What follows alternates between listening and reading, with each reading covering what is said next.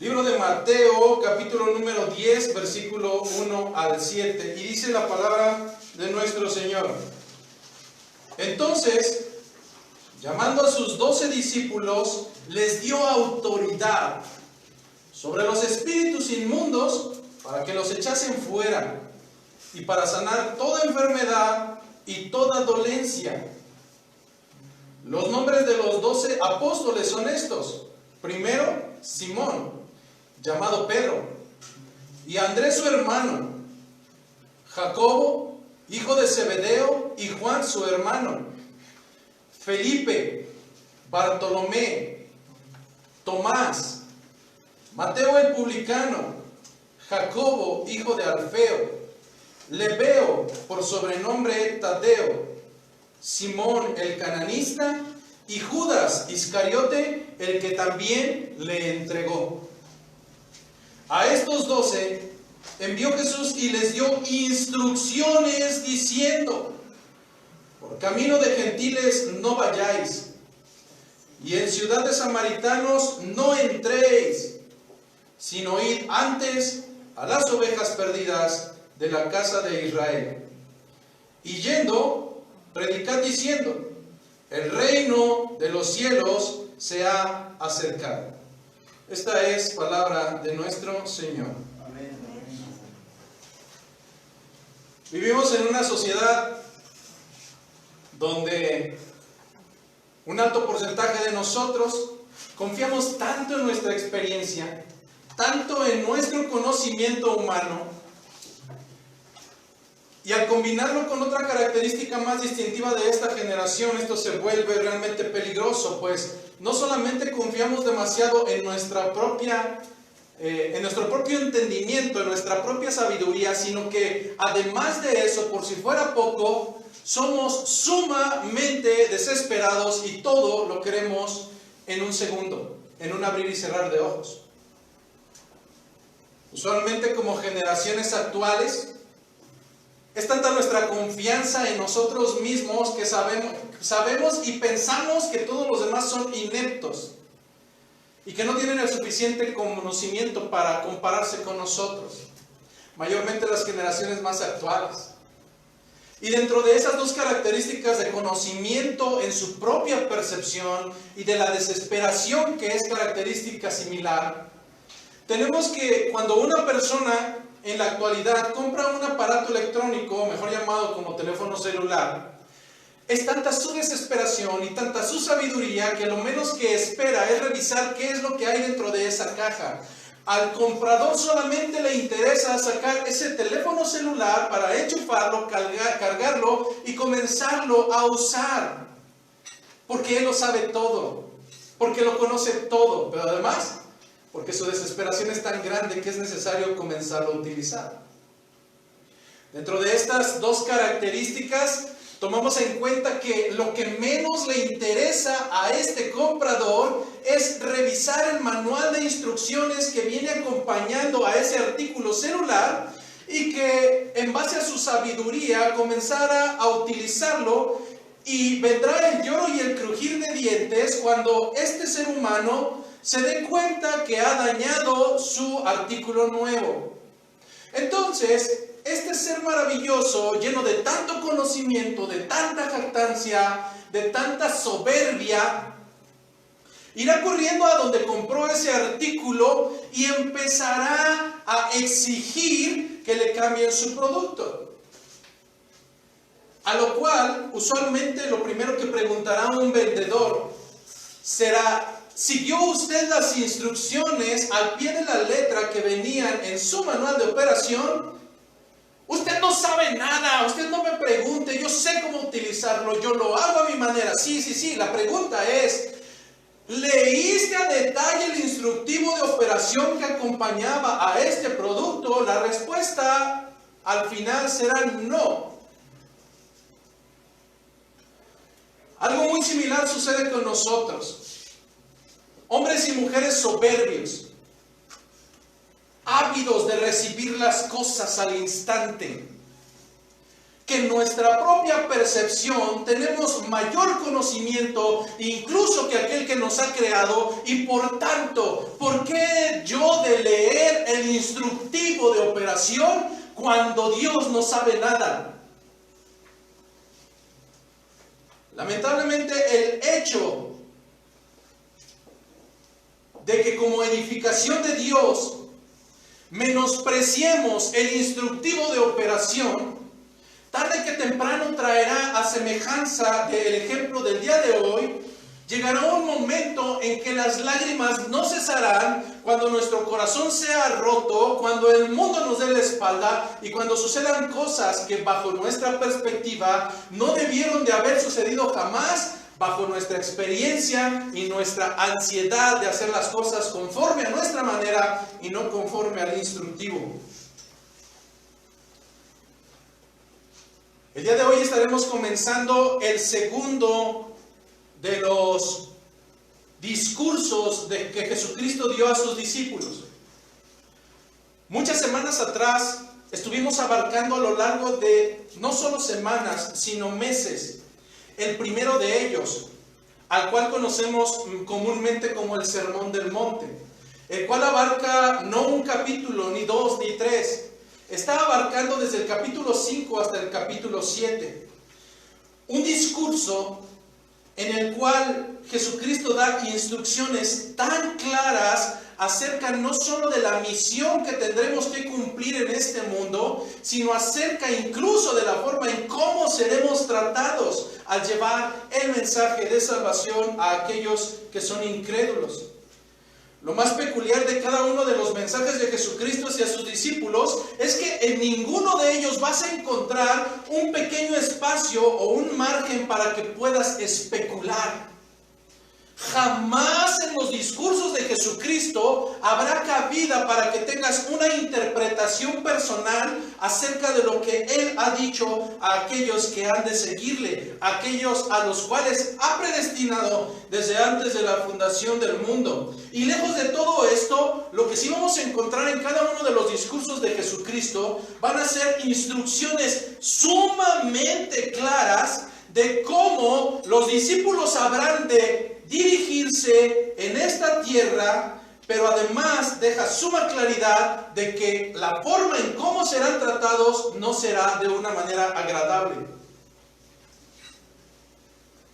Así es que cuando puedo observar personas que empiezan a venir las pruebas, las dificultades, las angustias, dicen, pero ¿por qué a mí? ¿Por qué a mí? Sencillo. Porque seguramente no has leído las Escrituras. Porque claro está. Así es que en este sentido, antes de comenzar formalmente con la exposición del texto bíblico que es base el día de hoy, buscaré tratar de hacer un resumen, una remembranza, una recopilación de lo que fue el primer mensaje de Jesucristo hacia sus discípulos y que podemos encontrar, lo repito nuevamente, en los capítulos 5, 6 y 7 del libro de Mateo. No pretendo que esta primera parte sea una revisión detallada, pero sí tratar de recordar aquellos aspectos que deben de clarificar para un discípulo cómo debe de conducirse en esta tierra, pero sobre todo cómo será tratado si es que en verdad es uno de los discípulos de Jesucristo. Así es que a lo largo del Sermón del Monte no encontramos miel sobre hojuelas, no encontramos que las cosas te vendrán como si fueras caminando en el jardín. Por el contrario, lo primero que encontramos en el Sermón del Monte es que a causa de seguir a Jesucristo seremos perseguidos. Capítulo 5, versículo 10. A causa de Jesucristo seremos criticados, pero no criticados suavemente. Seremos criticados con dureza, lo cual se traduce como que seremos vituperados.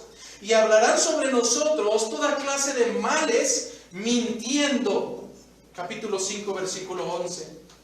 Pero que sin embargo, para un discípulo debe de haber total claridad de que su recompensa no será en esta tierra. de que su recompensa, al cual Jesucristo le llama el galardón, será incluso más grande que cualquier ofensa que recibas a causa de él en esta tierra. Pero lo más importante es que ese galardón lo recibirás en los cielos. Capítulo 5, versículo 12. Pero ¿acaso Jesucristo busca hombres y mujeres a medias? ¿Acaso Cristo busca hombres y mujeres que sean creyentes de domingo? ¿Acaso Jesucristo busca tibiezas en aquellos que le siguen? No. Lo que demanda Jesucristo de los suyos a través del primer sermón es que seamos sal en medio de la tierra y no azúcar barata que se unte en los oídos. Capítulo 5, versículo 13. Demanda además que seamos luz en medio de la oscuridad, pero no una luz que busca esconderse debajo de un almud, sino una luz que resplandezca en medio aún de la oscuridad más densa. Capítulo 5, versículo 14. Así es que en esta mañana debes de tener total claridad que entre nosotros, si es que somos discípulos, escúchalo bien, entre nosotros, si es que somos discípulos, no hay lugar para los mediocres, no hay lugar para los que hacen las cosas a medias, ni para los tibios. El Señor a los tibios, dice en el libro de Apocalipsis, los vomita de su boca, son desagradables. Así es que debemos de tener en cuenta en esta mañana que no es bajo los estándares del mundo que estaremos caminando en esta tierra, si es que pretendemos ser discípulos. Es bajo los estándares de Dios que son mucho más altos que cualquier reglamentación en esta tierra. Mientras la ley decía a los judíos, no cometerás adulterio. El judío pensaba que solamente teniendo intimidad con una mujer o con un hombre era adulterio. Jesucristo dijo, no, mis estándares son más altos, y dejó claro que el solo hecho de que tú veas y anheles con tu vista a un hombre o a una mujer, a partir de ese momento tú has adulterado en tu corazón. Capítulo 5, versículos 27 y 28. Mientras la ley le decía a los judíos, no jurarás con el nombre de Dios en vano, Jesucristo le dijo que las intenciones incluso de no cumplir aquello a lo que te comprometes te será contado por falta. No importa si no prometiste por el cielo, no importa si no prometiste por nada. El Señor dijo que tu sí sea sí y tu no sea un no. Capítulo 5, versículos 33 al 37. Mientras en la ley tú oísteis que fue dicho, amarás a tu prójimo y aborrecerás a tu enemigo, Jesucristo vino y trastornó y le dijo a sus discípulos, no, eso hacen los de afuera. Nosotros tenemos que amar aún a los que nos aborrecen. Y aun cuando existen intentos de discípulos, aun cuando tú puedes escuchar por las calles y por las redes sociales, yo amo al Señor, yo soy de Cristo, yo soy creyente. Aun cuando existen intentos de discípulos que tratan de hacer lo bueno por sus propios méritos, aún ellos están pecando porque obran para recibir alabanza para ellos, sin comprender que la verdadera recompensa no viene de los agrados del hombre. La verdadera recompensa tiene que venir del agrado de Dios. Capítulo 6, versículo 1 al 4. Así es que en esta mañana, minutos antes de comenzar formalmente, tengo que decirte que un verdadero discípulo comprenderá que no buscará que se haga su voluntad. Un verdadero discípulo deberá de entender que siempre buscará que se haga la voluntad del Padre. ¿Acaso no es eso lo que oramos en el Padre Nuestro?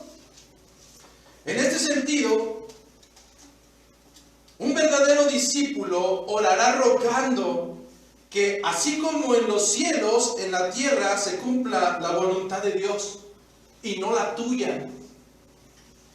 Por tanto, visitantes, oyentes, hermanos en Cristo, Un discípulo de Jesucristo tiene claridad que en esta tierra su amor no debe de ser hacia la acumulación de las riquezas, pues comprende que su tesoro no se encuentra aquí, donde se corrompe lo existente. Su tesoro se encuentra en los cielos. Capítulo 6, versículos 19 y 20. Porque de lo contrario, la historia nos dice que cuando un intento de discípulo de Jesucristo tiene dos amos, la riqueza y a Dios, tarde que temprano amará a uno y detestará al otro. Y la historia nos dice, bajo hoy la corrompida, bajo el corrompido evangelio de la prosperidad, bajo esta falacia, la historia nos dice que tarde que temprano la probabilidad será en que amen a las riquezas y detesten totalmente a Dios.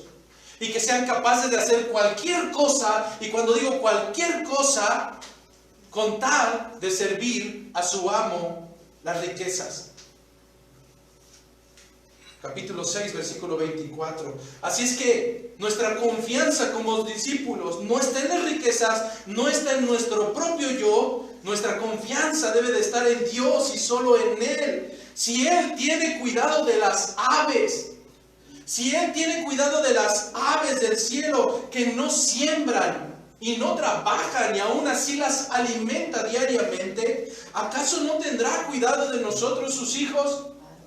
Si Él viste a los lirios del campo y les da vestimentas que ningún hombre ha ostentado en esta tierra, ellas no trabajan, no hilan, ¿acaso descuidará nuestro sustento? Así es que un discípulo, por un lado, no ama las riquezas, pero por otro lado tampoco se angustia ni se afana por lo que habrá de comer ni por lo que habrá de vestir, sabiendo que todo proviene de Dios, pero que además proviene por misericordia. Por el contrario, un verdadero siervo, un verdadero discípulo, un verdadero creyente del reino de Dios, buscará precisamente eso. Buscará primeramente el reino de Dios, sabiendo que todo lo demás, absolutamente todo lo demás, tendrá que venir por añadidura, tendrá que venir por Dios. Capítulo 6, versículos 25 al 34. Así es que, siendo este mensaje tan claro en las Escrituras, surge una pregunta que a mí me atormenta día a día cuando veo tantas barbaridades, tantas tonterías, tanto expositor que malbarata el evangelio. ¿Cómo es posible que en otros lugares escuchemos un mensaje totalmente adverso y adulterado? ¿Cómo es posible que si las Escrituras, que si el instructivo es tan claro, cómo es posible que hoy hombres y mujeres puedan estar diciendo a cualquier tontería amén? No lo entiendo. Pero lo único que sí puedo comprender es que un verdadero siervo no puede ser un analfabeta bíblico. El día de mañana tú no puedes decir amén a cualquier cosa que yo diga. Oiga, pero usted es el pastor, pero aquí mi voz no tiene prioridad. Mi conocimiento es basura. Aquí quien rige este púlpito debe de ser Cristo, Cristo y al final Cristo. Así es que, si en algún momento te venden algo similar a lo siguiente, por favor sal huyendo, corre lejos. Si en algún momento escuchas que venir a Jesucristo mejorará tus finanzas, no es correcto. Que serás exitoso y que todas las cosas serán extraordinarias en tu vida, no es cierto. Que las enfermedades por ser creyente no tocarán tu puerta, no es cierto. Que tendrás el poderío en tu boca para atar, declarar, desatar. Estas son mentiras. No, estimado oyente, no todo el que menciona a Jesucristo es creyente. Lamentablemente, hoy escuchamos una canción y ni siquiera menciona a Jesucristo y le decimos alabanza. Lamentablemente, hoy cualquier payaso se pone detrás de un púlpito, incluso vestido ridículamente con trajes del mundo, y decimos amén y le seguimos. Lamentablemente, hoy cualquier lobo se viste de oveja y predica falacias y fábulas que no corresponden al instructivo de nuestro Señor. Así que es necesario que comprendamos, independientemente de que sea tu primera, segunda, o lleves 5 años, 10, 15, 20 años en el Evangelio, no eres salvo por pertenecer a una familia de creyentes. No sucede así. Tampoco eres salvo ni eres hijo de Dios por atravesar la puerta de una iglesia. Y si hoy, por la mente de algunos de los que vienen por primera ocasión, pasa este dicho famoso que hoy inunda las redes sociales, es decir, ¿y quién se cree usted para poder juzgar a esos hombres y a esas mujeres? Usted no tiene amor. Pues tengo que decirte que aún para ello las Escrituras tienen para repartir y nos advierten: guardaos de los falsos profetas. Ay, las Escrituras, qué duras. Guárdate de los falsos profetas, porque los hay. Vienen vestidos de ovejas, pero por dentro son lobos rapaces. Por sus frutos los vas a conocer. Pues no puede el árbol malo dar buen fruto. Así es que por sus frutos los vas a conocer. Porque es sencillo. Las mismas Escrituras en el primer mensaje nos advierten que no todo el que le diga Señor, Señor, entrará en el reino de los cielos, sino ¿quién? El que hace la voluntad del Padre. ¿Y cómo puedes saber la voluntad del Padre si tu soberbia te lleva a tomar el instructivo como algo inservible? ¿Cómo seguirás la voluntad del Padre si no conoces ni siquiera lo que Él demanda? Y por eso hoy tenemos iglesias que se agarran corriendo y danzando y haciendo y moviendo. ¿Por qué? Porque David danzaba. Y por eso hoy nos encontramos con iglesias que siguen defendiendo el antiguo pacto, porque no han comprendido que bajo la misericordia de Jesucristo hoy vivimos en un nuevo pacto que nos da libertad más no libertinaje, y que no somos judíos. Y que nos regimos no bajo la ley, sino bajo la gracia. Es que ustedes quieren pecar, ustedes son salvos, siempre salvos. No, jamás diré en este púlpito que tenemos libertad para pecar. Dicen las Escrituras en el libro de Gálatas: mas no uséis la libertad a la que fuisteis llamados para proceder a pecado. No funciona así. El hecho de comprender la misericordia de Dios no puede dar pauta para faltarle al respeto a Dios. El comprender que el Señor me ha dado misericordia cuando yo no la merecía me lleva a vivir agradecido. El buen soldado no se enreda en los negocios del mundo en amor a aquel que lo ha llamado a servir. Pero cuando la gente no comprende la misericordia, cuando la gente no escudriña las Escrituras, cuando no se enamoran del instructivo de aquel que los diseñó, serán capaces a decir a cualquier barbaridad: sí, amén. Pero es necesario que comprendamos: no todo el que me dice Señor, Señor entrará en el reino de los cielos, sino quien hace la voluntad del Padre que está en los cielos. Dicen las Escrituras, continuando en el mismo resumen: muchos me dirán en aquel día. ¿Cuál día? El día del juicio: Señor, Señor, ¿no profetizamos en tu nombre? Y en tu nombre echamos fuera demonios, y en tu nombre hicimos muchos milagros. Y el Señor dirá: nunca te conocí, apártate de mí, hacedor de maldad. Capítulo 7, versículos 15 al 23. Así es que no. El estar detrás de un púlpito o el estar sentado en una iglesia y decir Jesucristo, o soy creyente, o cargar tu Biblia en el brazo, o entrar por las 4 paredes, no te hace creyente. Hacer la voluntad de Dios, hacer la voluntad del Padre, te hace hijo. Así es que en las mismas escrituras continuó en el primer sermón diciendo que el que oye estas palabras y las hace, escucha bien, no solamente es venir a calentar la banca 2 horas domingo a domingo. Dice, aquel que oye estas palabras y las hace será considerado por Dios como un hombre prudente. Pero estaremos de acuerdo que habrá gente que domingo a domingo venga aquí y diga, ay, sí, ajá. Pues bien dice, pero cualquiera que las oye y no las hace, será tomado por insensato, por tonto. Así es que, estimado amigo que nos visitas hoy, estimado congregante, estimado hermano en Cristo, muchos son los que quieren seguir a Cristo. Muchos son los que quieren seguir al Maestro. Muchos son los que anhelan ser sus discípulos. Muchos son los llamados, pocos son los escogidos.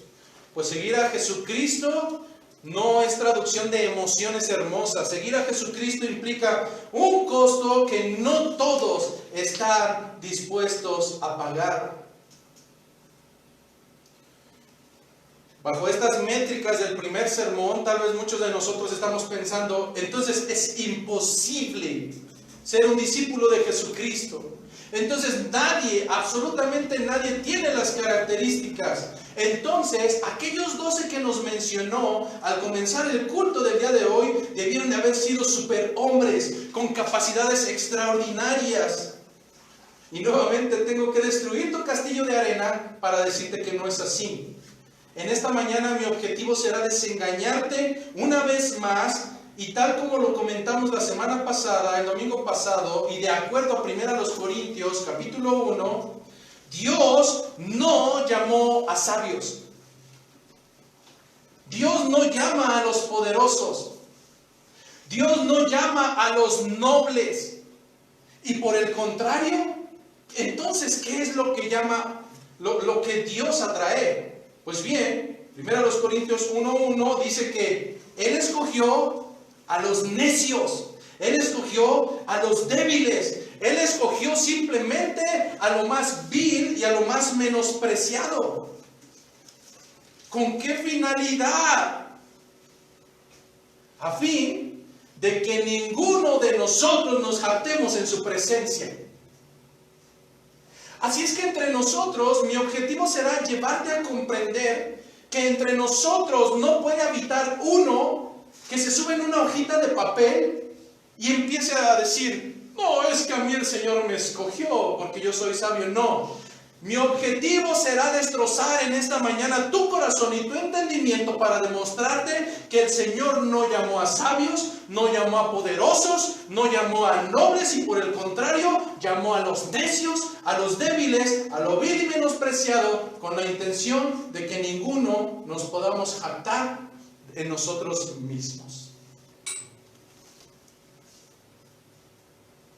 Así es que comentarios como, no, yo siempre he sabido. ¿Cómo es posible que ustedes hayan estado engañados durante tanto tiempo? Mire, hermano, si no comprendemos las Escrituras, si no las leemos, entonces jamás comprenderemos que algún momento estuvimos tan cegados, tan entenebrecidos en nuestro pensamiento, como el peor de los mundanos que podamos identificar allá afuera. Ay, pero yo nunca adoré imágenes, o yo nunca hice eso. Mira, puedo decirte cosas peores que hiciste y que ni siquiera tienen comparación en vergüenza con lo que hacen otros más. Pero debemos de comprender el día de hoy que no es por tus atributos, no es porque tú lo merezcas, no es porque Dios haya visto nada bueno en ti. En esta mañana quiero demostrarte que si obra algo en nuestras vidas, es algo que se denomina como total y gran misericordia, y proviene de Dios y no proviene de ti. Así es que aquellos a quien Dios elige son hombres y mujeres miserables. Somos hombres y mujeres miserables, sin aptitudes, con grandes defectos, que por misericordia, escucha bien, que por misericordia y no porque lo merezcas, serán transformados conforme al beneplácito de la voluntad de Dios. Es esto lo que nos muestra en este día el segundo discurso que comenzaremos el día de hoy. Así es que vayamos a nuestro texto base que se encuentra en Mateo capítulo 10, pero no quiero comenzar por el versículo 1, quiero comenzar por el versículo 2. Libro de Mateo capítulo número 10, versículo 2.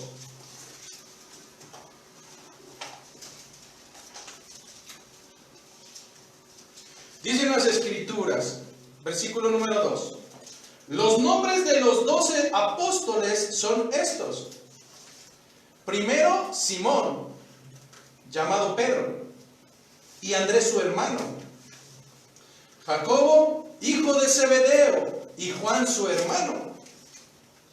Felipe, Bartolomé, Tomás, Mateo el publicano, Jacobo, hijo de Alfeo, Lebeo, por sobrenombre Tadeo, Simón el cananista, y Judas Iscariote, el que también le entregó. Quedémonos hasta este momento. Entonces, ¿por qué solamente nombrar a estos hombres? Porque tal vez bajo la doctrina tradicional te dicen que los apóstoles, el non plus ultra. No, ¿quiénes eran estos hombres? En verdad, ¿quiénes eran estos hombres? ¿De dónde fueron llamados? ¿Cómo eran? Quiero darte algunas características acerca de cómo el Señor les tomó en un primer momento. Comencemos, si bien alrededor de 4 o 5 ocasiones se describe el listado de los apóstoles, prácticamente no variará mucho el orden, pero en la gran mayoría de estos 5, el primero mencionado es Pedro, así es que comencemos por él. A este primer hombre que se menciona en los listados, Simón, también conocido como Pedro, y que más tarde sería llamado por Jesús como Cefas, que proviene del idioma arameo y que se traduce como Pedro o como roca, era un hombre sin estudios, un hombre sin formación académica. ¿Te imaginas los soberbios de la doctrina que a veces podemos llegar a ser los reformados? ¿Cómo? ¿No sabía las 5 solas? ¿Acaso no se había aprendido en Tulip? ¿No recitaba las Escrituras? No, era un hombre que no tenía formación académica, que difícilmente hablaba correctamente. Había sido pescador como profesión, pero más tarde a este hombre Dios le daría una transformación radical que le llevaría a que se le atribuyan 2 libros de la Biblia, Primera y Segunda de Pedro. Así es que seguramente recordarás al buen Pedro, aquel hombre tranquilo, con dominio propio, que cuando ve que vienen a apresar a Jesucristo, su corazón y su mecha corta, sacan la espada y ¡ah!, le corta una oreja a uno de los soldados. Yo no creo que Pedro iba por la oreja. Tal vez ese soldado se movió, pero Pedro quería destrozarle. Este hombre, Pedro, el cual más tarde negaría a Jesucristo. Más tarde, aún habiéndole dicho, Señor, te amo, Jesucristo sería traicionado por él, le negaría en 3 ocasiones. Pero fue tan drástico que en la primera le dicen, este andaba con aquellos. Él dijo, no, me están confundiendo. En la segunda, en verdad él estaba con ellos y se apartó. Pero en la tercera, fue capaz de hacer lo impensable para un creyente. Dijeron, en verdad tú eres uno de ellos porque incluso hablas igual. Pedro fue capaz de maldecir con tal de que no lo llevaran preso. Sí, esta pequeña joya llamada Pedro, llamado Simón, llamado Cefas, es la primer joya que el Señor nos menciona. Pero ¿qué decir de uno segundo de ellos? 2 de ellos. ¿Qué decir de Jacobo y de su hermano Juan? A los cuales Jesucristo, debido a su buen temperamento, debido a su buen comportamiento, Les puso por sobrenombre Boanerges, que se traduce al castellano como los hijos del trueno. No, seguramente su carácter era explosivo. Seguramente no tenían dominio propio y los traicionaba su manera de ser debido a su poca paciencia, a su carácter impulsivo. Estos dos hombres, los cuales eran hermanos, Jacobo y Juan, aquellos que seguramente recordarás que al no ser recibidos más adelante junto con Jesucristo en Samaria, le dicen al Señor: ¿quieres que mandemos que descienda fuego y los consuma a estos, así como hizo Elías? ¡Qué bellos! Estos mismos que más adelante, cuando Jesucristo les daría la noticia de que sería traicionado y que sería muerto, en vez de decirle Jesucristo: no, ¿cómo crees? No, ellos le dijeron: bueno, pero después de que pase eso, ¿permitirás que mi hermano se siente a la derecha y yo a la izquierda? Es como si tú le dijeras a tus hijos: hijos, me voy a morir la semana entrante, y ellos dijeran: oye, ¿nos podemos quedar con tu casa? ¿Nos podemos quedar con tu auto? ¿Te das clase de la clase de personas? ¿Te das cuenta de la clase de personas que Jesucristo llamó? Y en verdad nos damos cuenta que no llamó a los sabios, que no llamó a los entendidos. Llamó a lo más vil y menospreciado de esta tierra, para que ninguno de ellos encontrara jactancia en decir que por sus propias fuerzas, por sus propias obras, eran lo que eran. Pero sobre todo no podemos dejar de lado al buen incrédulo de Tomás, al cual en las Escrituras también se le conoce como el Dídimo, que se traduce al castellano como mellizo, quien después de haber caminado 3 largos años con Jesucristo, quien después de haber caminado 3 largos años donde percibió que los leprosos eran sanados, después de 3 años donde fue alguien que estuvo presente mientras se levantaban a los muertos, después de haber visto incluso todos estos milagros, cuando recibe la noticia de que Jesucristo había resucitado, contestó de la siguiente manera: si yo no viere en sus manos la señal de los clavos, y si yo no metiere mi dedo en el lugar de los clavos y metiere mi mano en su costado, yo no creeré. Entonces, hasta este momento tenemos a alguien que se avergüenza del maestro, tenemos a uno más, a 2 más, que son altaneros y que no tienen corazón, y tenemos a un incrédulo. Por supuesto, en el listado, ¿qué decir de aquel que fue elegido, ya sea para cumplir una misión, un objetivo, pero a final de cuentas, no es que el Señor lo hubiera hecho malo, por naturaleza él era malo, y aún así el Señor le escogió de entre los 12. ¿Qué decir de aquel el cual se recostaba en el maestro y le decía: te amo, Señor, pero que fue capaz de vender la vida de aquel Mesías por 30 monedas de plata para que le asesinaran? Jesucristo sabía que aquel hombre era un ladrón, y aún así le puso a cargo de las finanzas del grupo de los 12. En esta mañana tienes que darte cuenta que tú no eres nada especial. En esta mañana tienes que darte cuenta que al igual que estos hombres, el Señor te ha escogido de lo más vil, de lo más menospreciado, de lo necio de este mundo. Y cuando empiezas a batallar con tus hijos, o incluso yo batallo con algún congregante, tengo que recordar que de lo más vil, necio y menospreciable del mundo el Señor nos ha traído. ¿Qué pasaría si hoy por estas puertas cruzara Pedro? Ay, no saquen, no, huele feo, huele a pescado. Oigan, no sabe ni leer. No, hermanos. Pudiéramos continuar horas y horas hablando de las características de cada uno de ellos, y te puedo asegurar que no encontraremos una razón lógica ni coherente para que de acuerdo a sus características pudiéramos encontrar merecimiento de haber sido elegidos. No la vamos a encontrar. Así de incomprensible e ilógico es el llamado que tú has recibido por parte del Señor. Así de ilógico e incomprensible es la misericordia que alcanzamos por parte del Señor. Y ante ello solo podemos encontrar una respuesta: misericordia inmerecible de Dios. ¿Es que el Señor me eligió porque yo iba a creer? No, créeme que no. ¿Es que el Señor me eligió porque yo iba a ser buen predicador? No, siervos inútiles somos.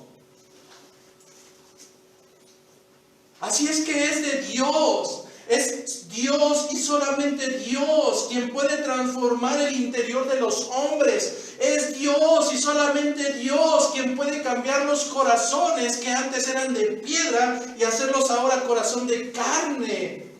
Corazones que caminan en sujeción, corazones que caminan en santidad. Esto fue lo que al menos 400 años antes el profeta Ezequiel, bajo inspiración de Dios, dijo al pueblo de Israel. Vayamos a las Escrituras. Libro de Ezequiel, capítulo 36, versículos 26 al 28. Libro de Ezequiel, capítulo 36, versículos 26 a 28.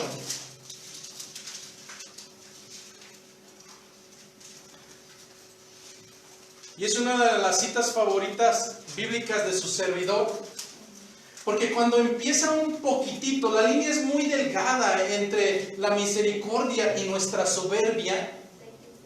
36, 26 al 28. Esta es una cita bíblica tan hermosa que nos regresará a la tierra.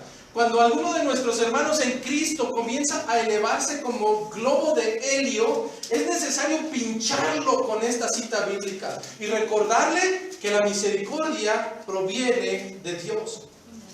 Dice Ezequiel 36, 26 al 28.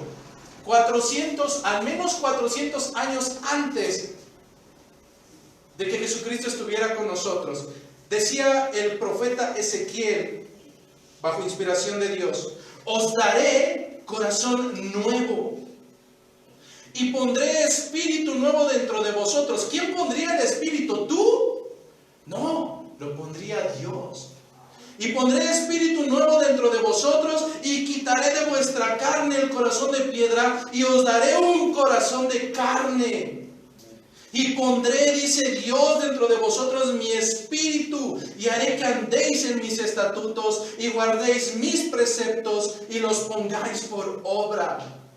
Habitaréis en la tierra que di a vuestros padres y vosotros me seréis por pueblo y yo seré a vosotros por Dios.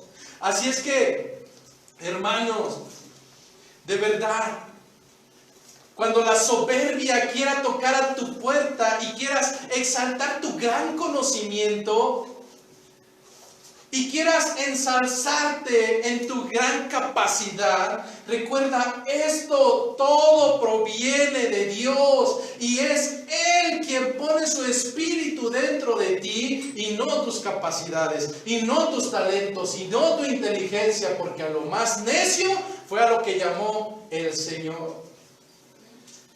Es en esta majestad de nuestro Salvador que podemos estar alrededor.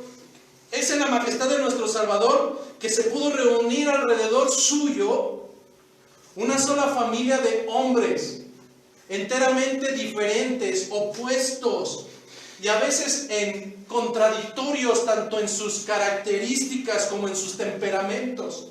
Así es que por un lado, en esta familia de los primeros 12 podemos encontrar al optimista de Pedro, pero también al lado suyo al pesimista de Tomás. En esta familia de 12 primeros encontramos a Simón, apodado el Celote. Los celotes eran, celote con Z, era una agrupación de un partido político que detestaban la ocupación romana y que estaban en contra, aborreciendo los impuestos de los romanos, deseándolos destruir. Así es que mientras encontramos a este hombre llamado Simón, el celote, también a la misma par encontramos a un hombre llamado Mateo, que voluntariamente había ofrecido sus servicios como recaudador de impuestos del gobierno romano. Encontramos en esta familia de 12 a 3 hombres, Pedro, Juan, Mateo, que por la misericordia de Dios serían utilizados y recordados todavía hasta el día de hoy, destinados a ser renombrados por los escritos que han dejado en la Biblia. Pero también a la par tenemos hombres como un tal Jacobo, el menor, del cual nadie sabe nada. Así es que cuando la soberbia toque a tu puerta, recuerda que de acuerdo a las escrituras en Mateo 9:12, los sanos no tienen necesidad de médico. Jesucristo vino por los enfermos. Si hoy es tu primera, segunda, tercera ocasión, bienvenido al hospital, donde el barro asqueroso puede ser transformado en una vasija tan bella, pero esto solamente sucederá por la gloria de Dios y para su gloria. Si nosotros regresamos al texto base, entonces ahora sí vamos al versículo 1. Mateo capítulo 10, versículo 1. ¿Para qué llamó a estos hombres imperfectos? ¿Para qué llamó a estos hombres miserables, incapaces? Dicen las escrituras, Mateo 10:1, entonces, llamando a sus 12 discípulos, ¿qué hizo? Les dio autoridad. ¿Para qué les dio autoridad? ¿Para brillar y derrocar al maestro? No. Dice que les dio autoridad sobre los espíritus inmundos para que los echasen fuera y para sanar toda enfermedad y toda dolencia. Quedémonos hasta ahí y quisiera dejar claridad en al menos 4 puntos importantes. El primero de ellos es que bajo las escrituras nosotros comprenderemos que, e incluso en nuestro mundo actual, que las naciones a veces determinan a embajadores. A veces escucharás que hay un embajador de Japón que está en México, un embajador de Francia que está en México, de la misma manera que hay un embajador en Francia que es de México. Indudablemente a estos hombres se les brindan autoridad y atributo para realizar ciertas actividades, pero jamás se les dará autoridad para derrocar al presidente, jamás se les dará autoridad para reemplazar al presidente. Pero malamente, a veces bajo las escrituras, los pseudo creyentes se toman atributos que no les corresponden y dicen, no, es que en las escrituras dice que el Señor nos dio autoridad. Sí, debes de entender que si nos da autoridad, esa manera de embajadores, y que si recibimos autoridad, será simplemente para representarle en una nación a la cual Él está. De la misma manera que la nación de México tiene sus representantes, sus embajadores en otra nación, de la misma manera al Señor le plació tener embajadores en esta tierra porque su reino pertenece a los cielos. Pero jamás esta autoridad será para decir que yo tengo la misma autoridad que el Señor. Jamás será para quitarle los atributos a Él y dejar que Él perezca y que yo brille. Jamás sucederá así. El segundo aspecto que quisiera dejar claro es que aunque dice que a los primeros apóstoles se les dio autoridad sobre los espíritus inmundos, en la actualidad no será necesario que tengamos gente que hable diferente, que se revuelque, que se le transforme la cara, no. A veces pensamos ver cosas extraordinarias y decimos, esos son los seres inmundos, no. A veces menospreciamos o minimizamos nuestra vida pecaminosa. Los seres inmundos también obrarán para que sea igual de inmunda nuestra boca. Los seres inmundos también obrarán para que de alguna manera nosotros también tengamos pensamientos inmundos. E incluso nuestras obras sean obras inmundas. La potestad que se le da a estos primeros discípulos es para quitar ese reino que no corresponde a Dios y que comience a reinar el Señor que hace nuevas criaturas, aquel que transforma la boca, los pensamientos, el corazón. Lamentablemente estamos viviendo en una generación que minimiza el pecado y que piensa que es normal. Y algunos diremos, bueno, mi hijo es desobediente, pero pues no es prostituta. Bueno, es que sí soy mentiroso, pero no soy ladrón. Esa es la peor mediocridad que puedes encontrar en esta tierra. ¿Acaso no hizo lo mismo el fariseo? Gracias, Señor, porque yo no soy como este. Necesitas comprender que si habremos de compararnos, será no con cualquier ser humano, sino a la luz de las Escrituras. Y cuando comparas tu miserable vida a la luz de las Escrituras, entonces te das cuenta que estás muy, pero muy, muy abajo de lo que el Señor espera de sus discípulos. En las Escrituras no hay pecadómetro. No hay pecados chiquitos y no hay pecados grandes. No hay mayores y menores. En las Escrituras, o eres de Dios, o eres del diablo. O caminas en santidad, o caminas conforme a pecado y a carnalidad. Aún con esto, es necesario comprender que de acuerdo a 1 de Juan, capítulo 3, versículos 7 al 10, 1 de Juan, capítulo 3, versículos 7 al 10,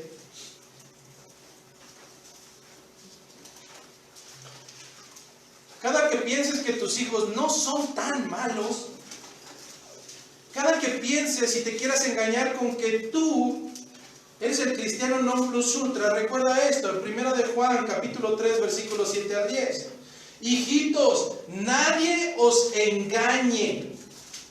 Nadie. Ni mi pastor, ni tu pastor. Ni los grandes evangelistas, ni los grandes evangelistas. Ni tu papá, ni tu mamá. Hijitos, nadie os engañe. El que hace justicia es justo, como Él, hablando de Dios, es justo. Versículo 8. El que practica el pecado es del diablo, porque el diablo peca desde el principio. Para esto apareció el Hijo de Dios, para deshacer las obras del diablo. Todo aquel que es nacido de Dios no practica el pecado, porque la simiente de Dios permanece en él y no puede pecar porque es nacido de Dios. En esto se manifiestan los hijos de Dios y los hijos del diablo. Todo aquel que no hace justicia y que no ama a su hermano no es de Dios. Alguna vez me decía una persona, oiga, ¿y usted por qué se toma los atributos? ¿O usted es capaz de decir quién es salvo y quién es salvo y quién no es salvo? No tengo esa capacidad. Pero sería como que tú te engañaras. Y le pregunté, ¿tu hijo es salvo? Y dice, no. Claro, porque no hay evidencia, porque no hay características, porque camina en pecado. Así es que hasta el final de mis días pediré al Señor que detrás de este púlpito se confronte tus faltas, mis faltas, nuestra vida pecaminosa. Y aun cuando Jesucristo les da autoridad a los discípulos, no solamente para expulsar espíritus inmundos, sino también para sanar toda enfermedad y toda dolencia, tenemos que comprender que no toda enfermedad proviene de pecado.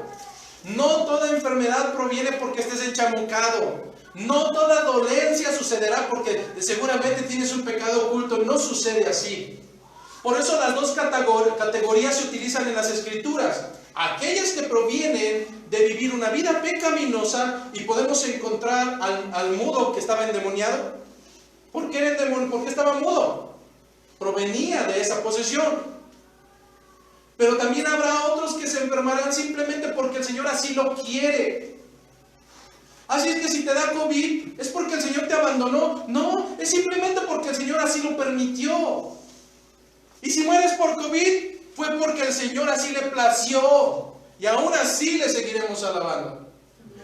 Pero en ninguna parte encuentro que a los creyentes la enfermedad no nos tocará.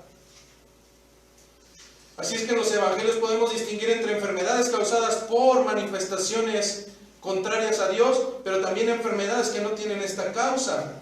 Y entonces la pregunta certera es, bueno, ¿y si entonces no les dio esa autoridad? ¿Para qué entonces les brindó autoridad? ¿Para vanagloriarse del poder que les fue otorgado? La respuesta tajante es no. El siervo fiel comprenderá que todo lo que hace es para la honra de su amo. Así es que entiende esto el día de hoy, comprende de dónde te ha sacado Dios, de dónde te ha traído. Al igual que los discípulos, al igual que los 12 que hemos mencionado en esta mañana, no eres más que un miserable que debido a sus transgresiones debería de haber pagado sus faltas. Cuando exponemos detrás del púlpito la elección incondicional, la gente dice, ay, pero qué malvado Dios, ¿por qué elige a unos y por qué a otros no? No, es que no has comprendido. El 100% de los habitantes de este universo a lo largo de toda su historia hemos transgredido la ley de Dios. Todos. No ha habido a la luz de las Escrituras justo ni a un solo uno. Incluso no hay quien busque a Dios. Bajo las Escrituras, todo aquel que transgrede la ley tiene que pagar. Y si hemos transgredido por faltas la ley de Dios, nuestro destino declarado debería de ser terminar en el infierno. ¿Y qué es lo que sucedió entonces? Por misericordia de Dios, eligió a algunos. En base a su conocimiento, no. Hoy tienes que salir de este lugar entendiendo la misericordia que obró Jesucristo en esa cruz. Pues si bien una persona pudiera morir por un bueno, pero Jesucristo hizo lo contrario. Jesucristo murió por quien no lo merecía. Sí, seguramente no eres asesino, seguramente no eres ladrón, pero ¿qué tal eres de mentiroso? ¿Cuántas veces has adulterado con tu vista y con tu corazón? ¿Cuántas veces has tomado algo que no te pertenece y por tanto deberemos llamarte ladrón? ¿Cuántas veces no has mentido? Aún mentiras blancas y tendremos que decirte mentiroso, pues por cuanto has transgredido la ley de Dios deberías de haber pagado el precio en el infierno. Pero por la misericordia grande del Señor, Jesucristo, cumpliendo la voluntad del Padre, pagó el precio que tú debiste de haber pagado, a precio de cruz, a precio de sangre. Así es que este segundo discurso no es muy diferente al primero. En este segundo discurso, a similitud del Sermón del Monte, se nos van a brindar instrucciones muy claras a través de estos primeros discípulos. En este segundo discurso por parte de Jesucristo, se nos dejará claridad a dónde deberían de ir, qué tienen que proclamar, qué deben de hacer, pero también qué no deben de hacer, cómo deben de hacerlo. Al igual que en el Sermón del Monte, Jesucristo no solamente brinda instrucciones de cómo conducirse, sino también nos advertirá cómo seremos tratados si es que le seguimos. Dejando total claridad esencialmente que no todos, escucha bien, no todos recibirán el mensaje de salvación. No todos recibirán el mensaje de salvación. En otras palabras, lo que dejará claro más adelante Jesucristo es que al llevar las buenas nuevas, tendrás altas probabilidades de que haya algunos que te rechacen. Y aún con ello, un verdadero siervo de Dios deberá obedecer. Pero a veces somos necios. Y seguimos siendo necios. Malbaratamos el Evangelio. Y entonces, con aquellos que se burlan plácidamente de cuando hablas acerca del Señor, aquellos que abiertamente se mofan por tu necedad de decir, no, es que un día va a creer, y es que un día va a creer, y es que un día va a creer. Las Escrituras nos dicen, no eches lo santo delante de los perros, ni las perlas delante de los cerdos, no sea que pisoteándolas se echen contra ti. Así es que tienes que comprender de la misma manera que no todos percibirán ni recibirán el Evangelio, ni las buenas de salvación, ni en tu familia, ni en tu trabajo, pero aún con ello, el verdadero siervo, a sabiendas de esto, deberá de obedecer y cumplir la misión de predicar el Evangelio. Regresando a la cita bíblica base, y vamos prácticamente terminando.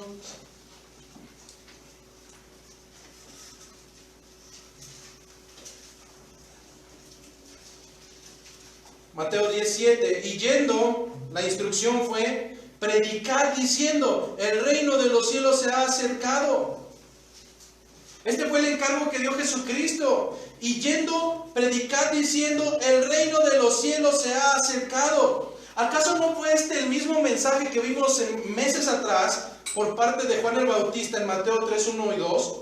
En aquellos días, dicen las Escrituras, vino Juan el Bautista predicando en el desierto de Judea y diciendo, arrepentíos, porque el reino de los cielos se ha acercado. ¿Y acaso no será el mismo mensaje que Jesucristo comenzó a dar al principio de su ministerio en Mateo 4:17? Diciendo, desde entonces comenzó Jesucristo a predicar y a decir, arrepentíos, porque el reino de los cielos se ha acercado.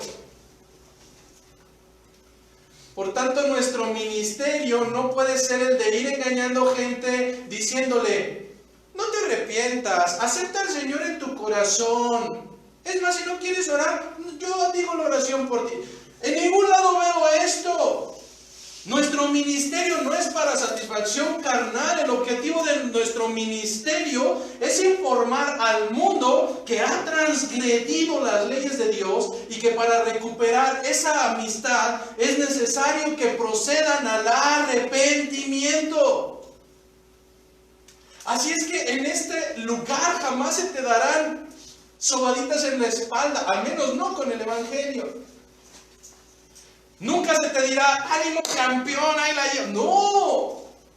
Domingo a domingo mi trabajo será recordarnos a todos nosotros que el Evangelio no puede ser un Evangelio de la prosperidad, que el Evangelio no puede ser un Evangelio de la carnalidad, que el Evangelio no es un ministerio donde tú seas la estrellita que brille, pero sí el ministerio deberá ser uno donde Cristo sea la primicia, el principal, pero sí un ministerio que mueva a cada pecador al arrepentimiento. Pero un pecador no puede arrepentirse de algo que considera que no existe. ¿De qué me voy a arrepentir si yo no peco? Lo primero que debe de venir a tu mente es la conciencia de que eres un transgresor. ¿Y cómo sucederá esto? ¿Cómo es que la gente sabrá sobre esas buenas nuevas de salvación? Pues al Señor le ha placido que sus verdaderos discípulos sean los comisionados para llevar las malas noticias de que son pecadores, pero las buenas noticias de que Jesucristo ha pagado el precio ya. Esto fue lo que sucedió con Pedro cuando recibe el llamado en Mateo 4, 18 al 22. Dicen las Escrituras que andando Jesús junto al mar de Galilea, vio a dos hermanos, Simón llamado Pedro y Andrés su hermano, que echaban la red en el mar porque eran pescadores. Y les dijo, venid en pos de mí y os haré pescadores de hombres. Si nosotros hubiéramos estado presentes ahí, seguramente hubiéramos soltado a reír a carcajadas. ¿Cómo que este va a ser pescador de hombres? Bueno, lo mismo diría de ti. Lo mismo diríamos el día de hoy de ti. Pasando de allí vio a otros dos hermanos, Jacobo hijo de Zebedeo y Juan su hermano, los hijos del trueno, en la barca con Zebedeo su padre, que remendaban sus redes, y los llamó, y ellos, dejando al instante la barca y a su padre, le siguieron. ¿Acaso no es el mismo Pedro que hace un momento nos comentó que tratando de defenderse sacó su espada y le dio machetazo a aquel soldado y le cortó una oreja? ¿Es este mismo hombre al cual Jesucristo le dijo que sería pescador de hombres? ¿Acaso no es el mismo Pedro que usted nos dijo hace un momento que más tarde negaría a Jesucristo y que incluso no una sino 3 ocasiones, y en la cual al final fue capaz de maldecir para salvaguardar su integridad personal? Sí, claro, es el mismo Pedro al que le dijeron, ahora serás y te haré pescador de hombres, es el mismo aguerrido, es el mismo incompetente que más tarde sería pulido y transformado en el corazón por la misericordia de Dios. Así es que sí, estoy hablando de este hombre imperfecto que sería pulido, que sería trabajado por aquel que es capaz de transformar los corazones. Aquel hombre inculto, que no tenía una formación académica, pero que más tarde en el libro de los Hechos se nos narraría que sería el valiente que se pararía en medio de todos aquellos hombres galileos y que tendría los pantalones para hablar del Evangelio. Aquel mismo que levantándose y hablando con denuedo por parte del Espíritu Santo, hablaría el Evangelio, diciéndonos las Escrituras que a través de sus palabras, más de 3,000 personas serían añadidas al pueblo de Dios para salvación. Y si el Señor pudo trabajar con este hombre, y si el Señor pudo pulir a Tomás, y si el Señor pudo transformar a esos hijos del trueno, ¿qué no podrá hacer con cada uno de nosotros? Hombres imperfectos, pecaminosos, que por misericordia hemos sido llamados, no para vivir como los gentiles, sino para ser transformados y ser moldeados bajo el beneplácito de Dios y para su gloria. Amén. Si eso hizo el Señor con aquellos hombres, ¿qué no podrá hacer con cada uno de nosotros? ¿Qué no podrá hacer contigo mismo? Así es que en todo este proceso, la gloria no es para ti. En todo este proceso de transformación, el único que puede transformar y comenzar la buena obra en cada uno de nosotros, el mismo que la perfeccionará, su nombre es Jesucristo. Amén. Así es que en esta tarde espero haber cumplido mi objetivo, al haber demostrado que el Señor no llama a los perfectos, y que por el contrario, el Señor toma de lo más vil y menospreciado para gloria de su nombre. Que la paz de nuestro Señor sea con ustedes, hermanos.